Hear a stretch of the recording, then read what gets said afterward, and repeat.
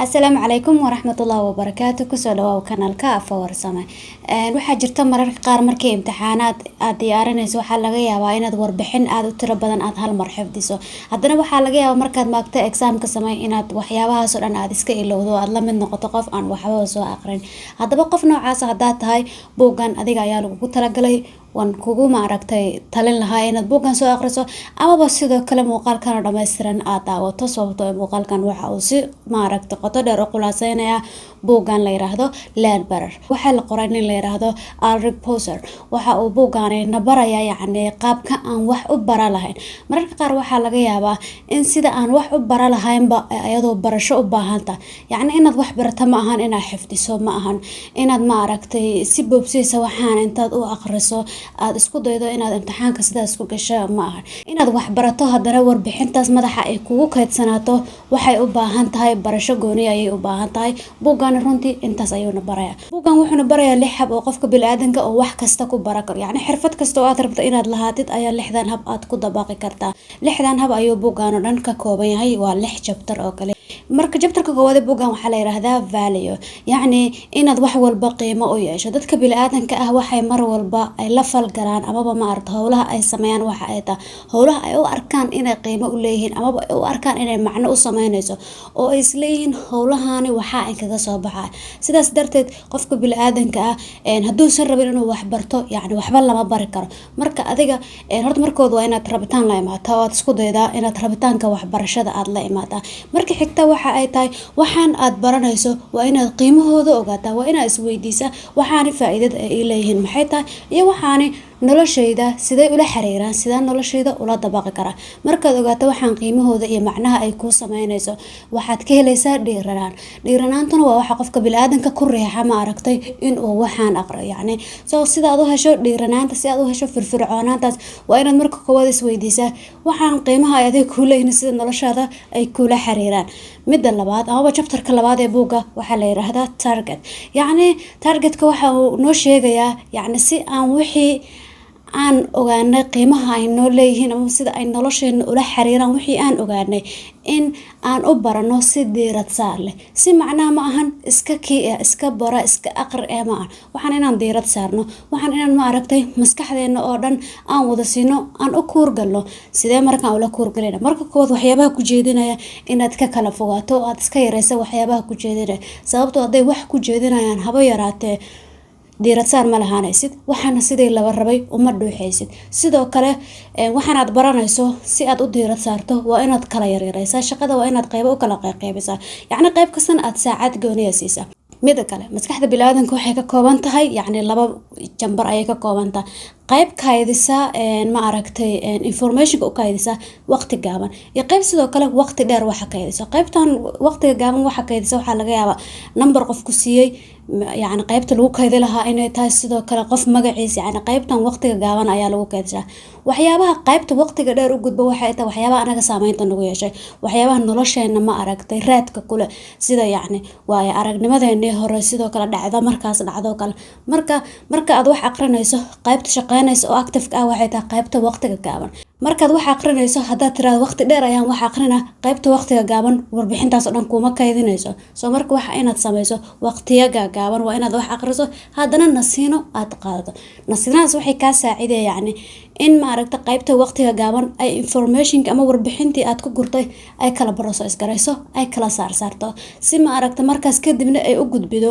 qaybta waqtiga dheer haddii waxaas u saameyn kugu yeeshaan ama ma aragtay example fiican noloshaada la xiriir kar aad hesho marka isku day si aad waxaan diirad saar u yeelato oo aadna u fahanto qaybta waqtiga gaaban ee maskaxdaada isku day inaad ka fogaato waxyaabaha ku jeedinaya waxyaabahan inaad waqti u kala qaybso sidoo kale waqtiga ma aragtay hadba aad nasiino qaadato markii aad wax aqriso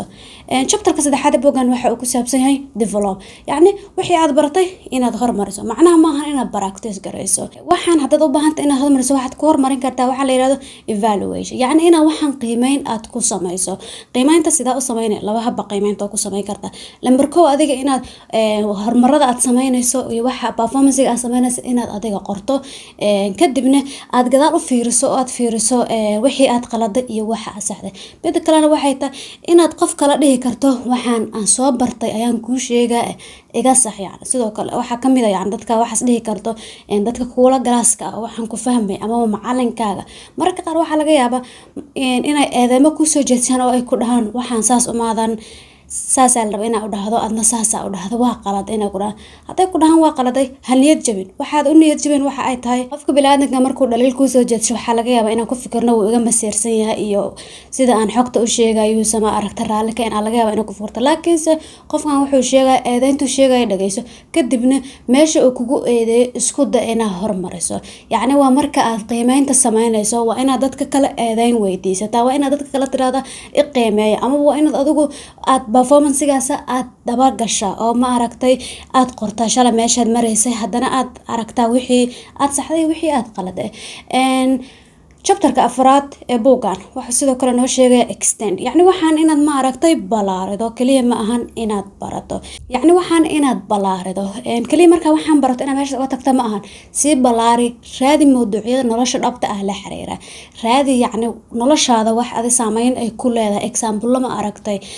la taaban kara raadi waxaad sameynaysaa sidoo kale si aad u balaarido yacni waxaan aad baratay waxaad isku daydaa inaad meel fariisata aad adigu summarize garayso adoo waxaan buuga fiirin buug gadaal ugu laab inaad summarize garayso in haddana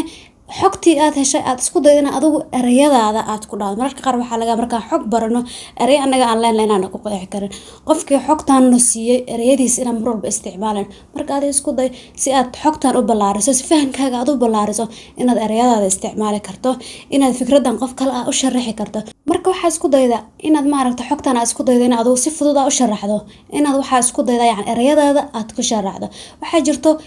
oraah uu qoray Einstein oo leeyahay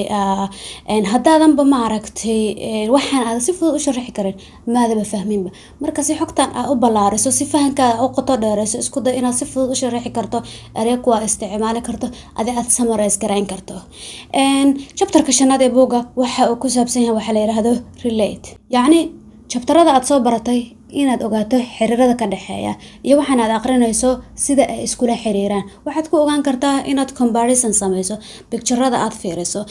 yacni mapka aad fiiriso ma aragtay chapter-radan ku yeesho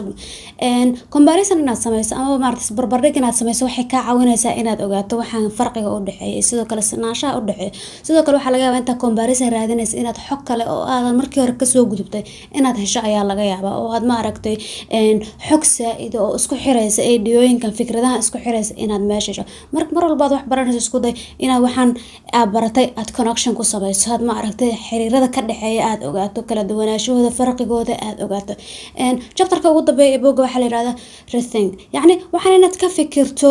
markii aad dhamayso kadib inaad ka fikirto horta xaa taqaana waxaa laga yaabaa mararka qaar xaa taqaana aad isweydiis inaad tiraahdo waxaan waa aqriyo waa aqaan oo ka tagto iska dhaaf yacni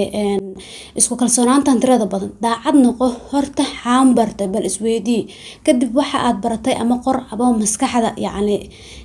iskugu sheeg yacni